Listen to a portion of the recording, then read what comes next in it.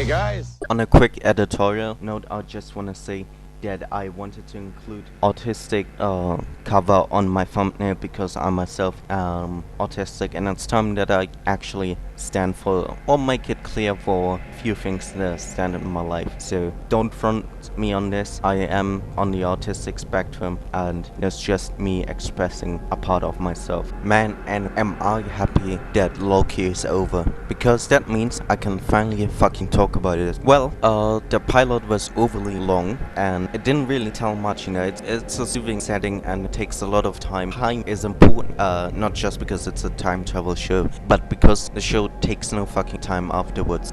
Really, there are some elements that work perfectly on their own, but not when you look at them in their entirety. So overall, I would give the story, before much more into the story, 5 out of 10, and the effect an 8 out of 10, because the effects are really great. Shine the most. Like other Marvel product, it's very polished in the visuals, except for Black Panther that had like PS2 P graphics. But let's get back to Loki. Loki starts off with him being taken by the TVA shortly after they did all those shenanigans in Endgame. Like I said, I didn't watch Endgame, or I rather slept through Endgame, and I have no desire to watch that movie again, which I've also expressed many times. Now, Loki is not my most favorite character in the MCU.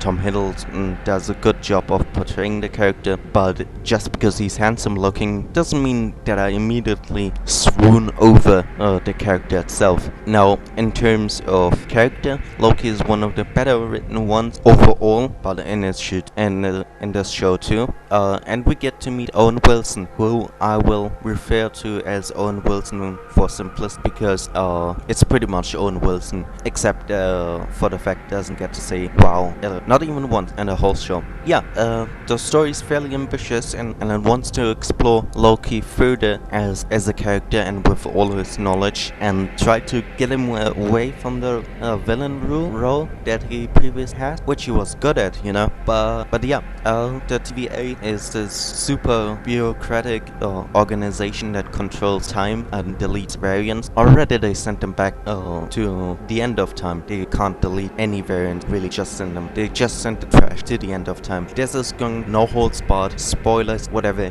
Be warned when you watch this video. I'm not gonna hold back, so you get my bare knuckle fist. Other characters are also Sylvie, who we get introduced to in episode 2 properly, where it's revealed that the perpetrator that kills all the TVA agents. And then there's more, Episode 3 is with Loki and Sylvie going through their issues and get to explore each other, because they're both Loki, but their characters are very different, sort of. Yeah, and then just a little bit cat and mouse back and forth. Who's the real villain? And of course it's not Loki. It's of course not Sylvie, Loki's male variant like VA. They're bureaucrats. Did you ever expect bureaucrats to be good people? I certainly not. Anyway, then Loki gets sent to the end of time, chills there.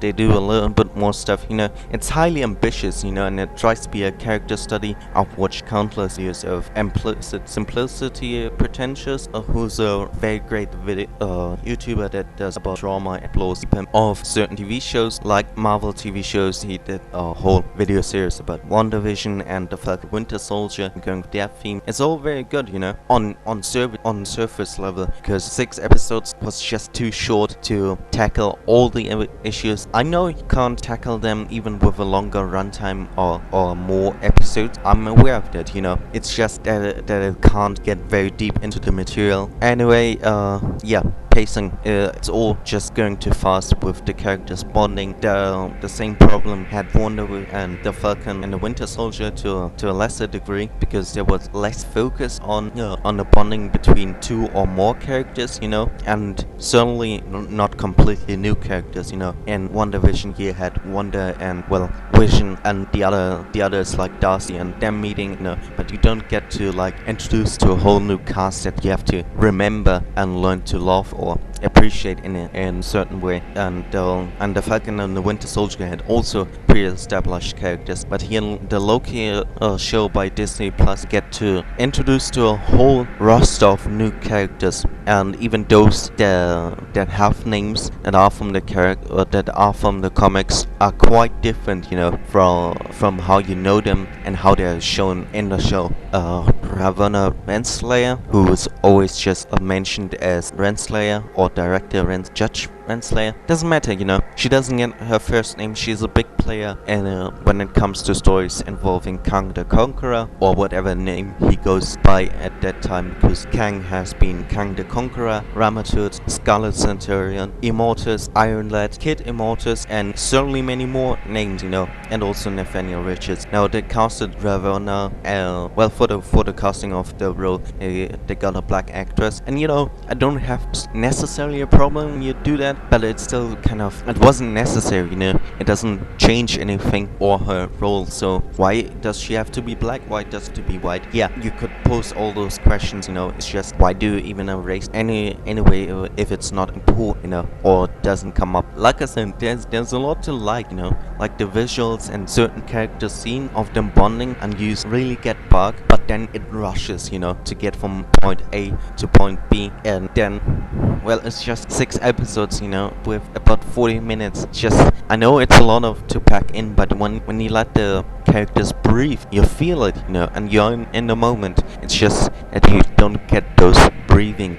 They also casted Kang they got a black actor for Kang the Conqueror, although he isn't mentioned as Kang the Conqueror in any way yet. I was betting the whole time on Immortus, which is the future version of Kang who works for the Timekeepers and is lounging with them, at the end of time at Limbo, and he also fought with his younger versions. That's a pretty common theme, that all the different versions of Kang kind of hate each other and fight against each other. But yeah, I would have not been surprised if this whole mess was his doing.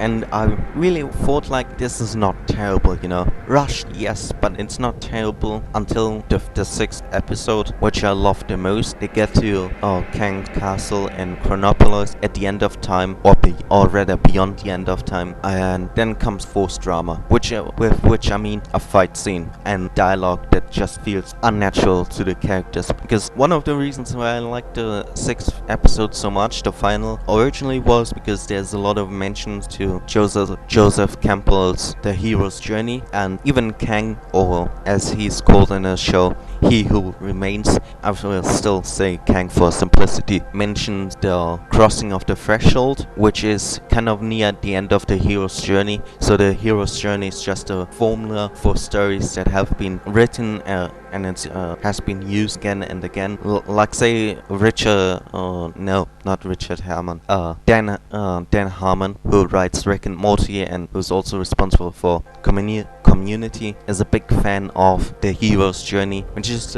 just an outlet, in how you can write stories. Dating and by the way, Joseph Campbell didn't create the hero's journey. It dates far back to Gilgamesh. He just coined the term and directly outlined what the hero's journey actually is.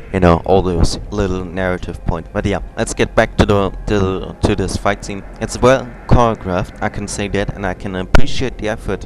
Just, and it feels very unnatural how they regress, and also their arguments. It's just like, okay, I'm not saying this because they're in character. It's just because the script demands it, and it's funny, Kang says he knows already everything they do, so it was always predetermined that they come to his castle eventually, and he hands them scripts out with the names, which felt pretty meta and what line they're gonna say. And then in case, two versions of themselves, and like, I'm not here and saying you shouldn't love yourself, but you should not love yourself in that way that you're willing to hook up with an alternate version of yourself. And yeah, the final or the ending moments of this show also kind of felt bad, because Sylvie has been on a track on killing the TVA and dismantling that organizations, and the timekeepers turn out to be fake, which I thought was a nice twist. Although I saw it coming. I'm not gonna lie.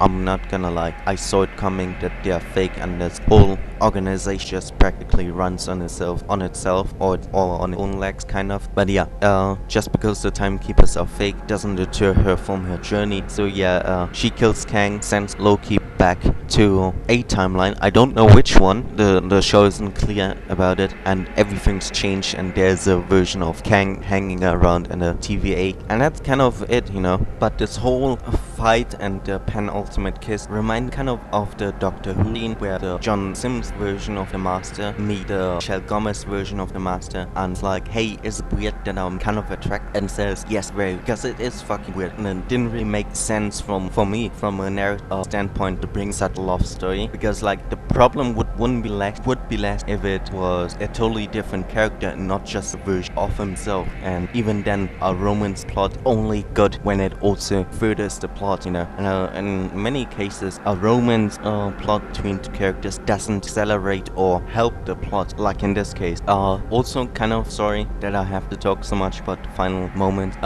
Overall, the first episode was kind of fine, you know. It wasn't too special, just kind of fish out of water and him adjust guidelines and stuff like that. So, and how to operate them, become the consultant. I didn't finish episode 2 because I was either tired or it wasn't interesting enough to keep me awake. But I watched episode 3, which was good, you know, gave us a lot of downtime that I would have preferred, you know, had been sprinkled more all across the episode and not just one, because while I liked it, it was also not very interesting not to did happen.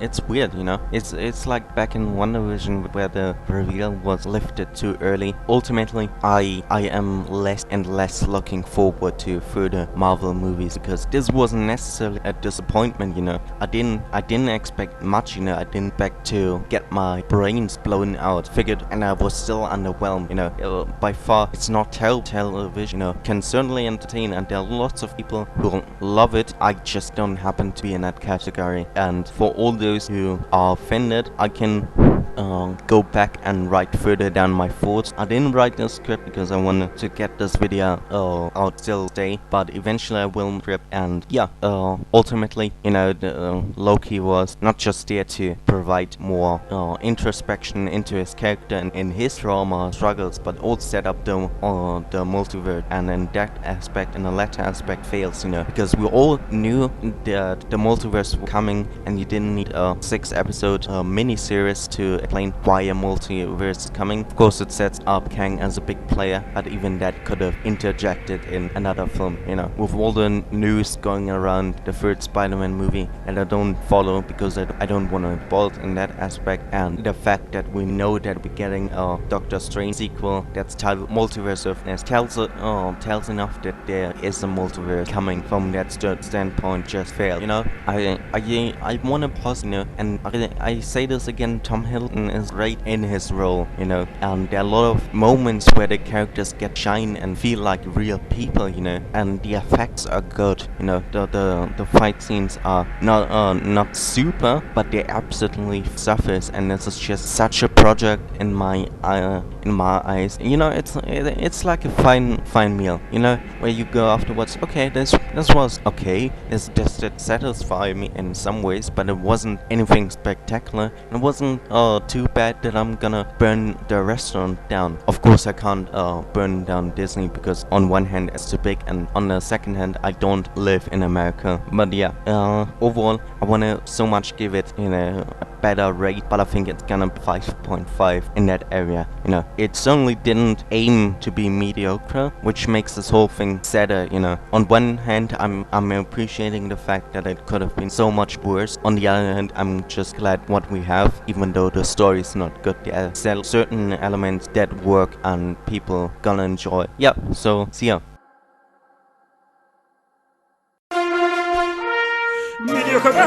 Okay, fuckity bye.